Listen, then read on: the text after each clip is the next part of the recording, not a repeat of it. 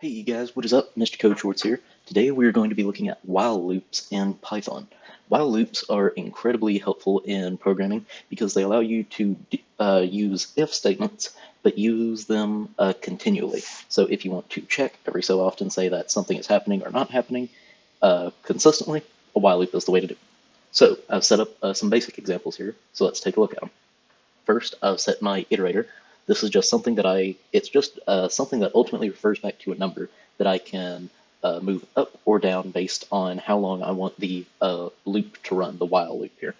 So I've set my iterator x equal to 1, and then I start a while loop using the while keyword with the iterator that I've set. So I've said while x, the iterator, is less than or equal to 10, print Python is great, dash, a string of whatever this number is, and then I have told it to set x plus equals 1. So take what x was, add 1 to it, and set x to that. So whenever it comes back to check, okay, it'll run the first time, x is equal to 1, that's less than 10, Python is great, 1, x plus equals 1, it'll go, okay, x is now magically 2. Well, x is still less than or equal to 10, so print Python is great plus the string of x, which is 2, and then x plus equals 1, which is 3. And it'll keep going until it gets to 10. There is one crucial thing to remember, which you'll see later as well, is that say you get rid of this equal sign behind here, which you can do, that is perfectly legal in Python, you will get all the way up to 9 and it will stop because whenever it sees that, okay, it added here x is equal to 10, well, 10 is not less than 10. 10 is equal to 10. That's why you need the equal sign here. Okay, so moving down to a further example with the if statements. This is what I was talking about earlier. So I set an iterator, x equal to 1 again, while x is less than 20, I didn't use an equal, print x. However, if x equals 14, I want to break the statement. So stop the loop completely. Don't do anything more. Or elif x is equal to 2, print x is equal to plus the string of x. Elif x is equal to 4, pass. This is just a keyword that means keep going.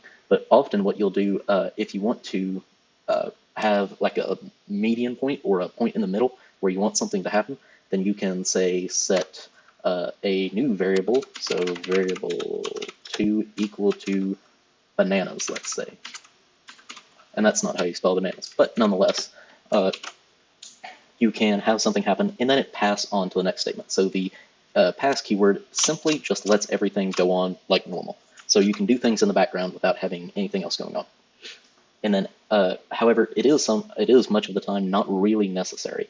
So you can use it if you want, use it if you don't. If you somehow end up where, say, elif x is equal to 4, semicolon, asking for that, but you don't want to check anything, which kind of defeats the purpose, but there may be some weird edge case where you need that, then you would often use pass to do that. And then the else, which works the same way as in the if statements, if none of these other things are true, print x is not equal to 14 or 2. So, and then of course I have balanced the iterator up 1. It is also important to note you can make this however many you want. So if you wanted to iterate by 10 or let's say 10,000, you can iterate by that if you want to, just by changing this little bit of syntax here to whatever number you want. It may be very useful for what you're doing, but most while loops usually plus equals 1 because you're just checking something so many times. So you can see if I run this, I want to run this in real time. As you can see, the bigger these get, they do slow down a lot, which is why you do have to be careful in while loops and everything, especially if you have them running in the background. They can take a lot of computing power depending on what and how much you're running. So up here we can see it printed out Python is great, dash the number of the iteration, and you can see it went up through 10. And then you can see down here, it went into the next loop, printed, and it checked each condition until it found one that satisfied what it was wanting. It printed out x is not equal to 14 or 2 several times, except for here, where it did print x is equal to 2 because it satisfied that condition. And then once it hit 14, it broke the loop. As you can see, I had it set x was less than 20, and while 14 is less than 20, I told it to break at 14.